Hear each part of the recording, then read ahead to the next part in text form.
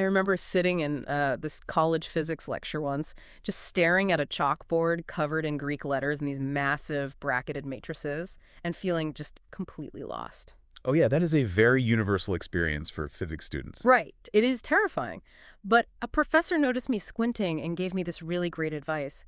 He basically said to stop panicking over memorizing the symbols and just look for the mechanical rhythm underneath it all. I love that. Finding the rhythm. Yeah, he said it's just a language describing moving parts. Yeah. And that mental shift is exactly what we're focusing on today.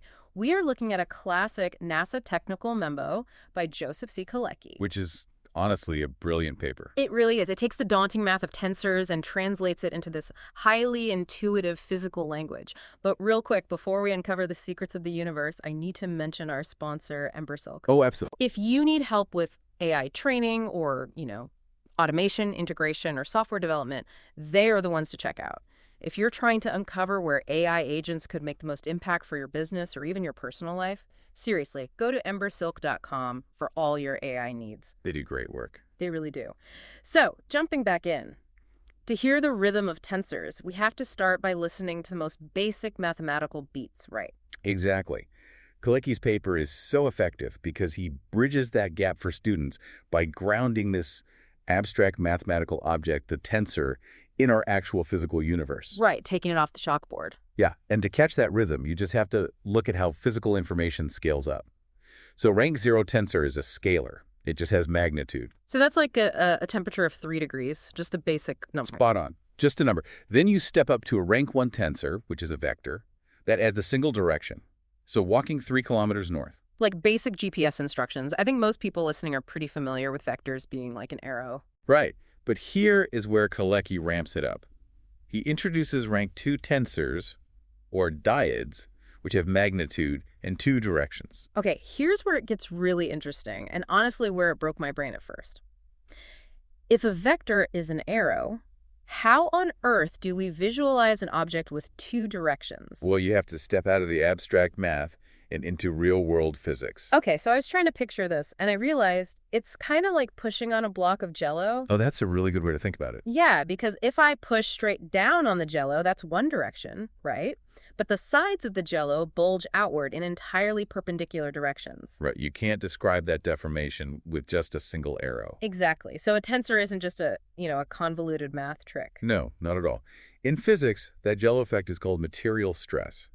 And the stress inside that block relies on both the direction of the force you're applying and the direction of the internal surface area it's acting upon. 2 directional planes interacting at the exact same time. Yes.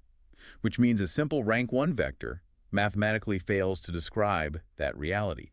You absolutely need the grid of a rank 2 tensor to hold both pieces of directional data. And it makes so much sense. It's a mandatory language because simple arrows just can't handle complex physical realities. And it gets even more fascinating when you look at certain exotic materials. The memo brings up magnetic permeability, which in some materials is actually a rank 2 tensor. Wait, really? Because I always pictured magnetism as just like a straight arrow passing cleanly through an object. Well, in a vacuum it does, but when a magnetic field enters an anisotropic material, like think of a crystal where the atoms are arranged in this asymmetrical grid. Okay, I'm picturing it. The magnetic field doesn't just pass straight through. The internal atomic structure of the crystal actually grabs that field and deflects it at an angle. Wow. So it alters both the magnitude and the direction. Exactly. To calculate the output, the math has to map the original input direction against the new deflected output direction. 2 directions interacting again.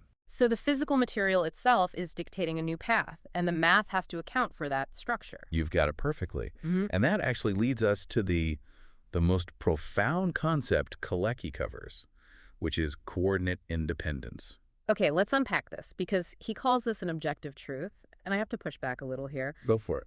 How can a mathematical formula be an objective truth if, say, you and I are measuring the exact same physical event from completely different vantage points?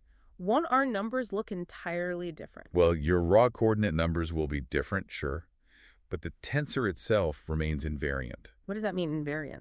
It means it's built from components that shift in exact opposition to the changes in your coordinate system. So it like counteracts my perspective. Yeah, if your frame of reference stretches or rotates, the internal components of the tensor mathematically contract or counter-rotate by the exact same proportion. Oh, wow. So the math essentially has a built-in auto-correction feature. That is a great way to put it. The physical reality is objectively true. It cancels out the differences in our perspectives so that the underlying quantity is the exact same for everyone.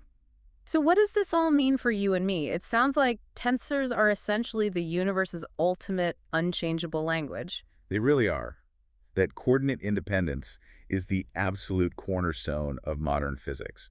I mean, it's what gave Einstein the power to confidently write the equations for general relativity. Because it holds true across the entire cosmos, no matter where you're looking from. Exactly. It gave humanity the framework to describe gravity universally. You know, it's just incredibly optimistic when you think about it. We aren't just stuck on Earth guessing at how things work. No, we have the tools to really understand it. We've basically reverse engineered the source code of the cosmos. It just shows humanity's unbelievable ability to decode complex problems. It's a reminder that the universe has this beautiful logical foundation that we can actually read. Which is such an inspiring thought to leave you with today. I mean, if a rank 2 tensor perfectly maps the squishing of jello or a deflected magnetic field, what unimaginable, beautiful physical realities deep in the universe require a rank 4 or 5 tensor to be understood? The mechanics are out there, just waiting for us to decode them. They really are.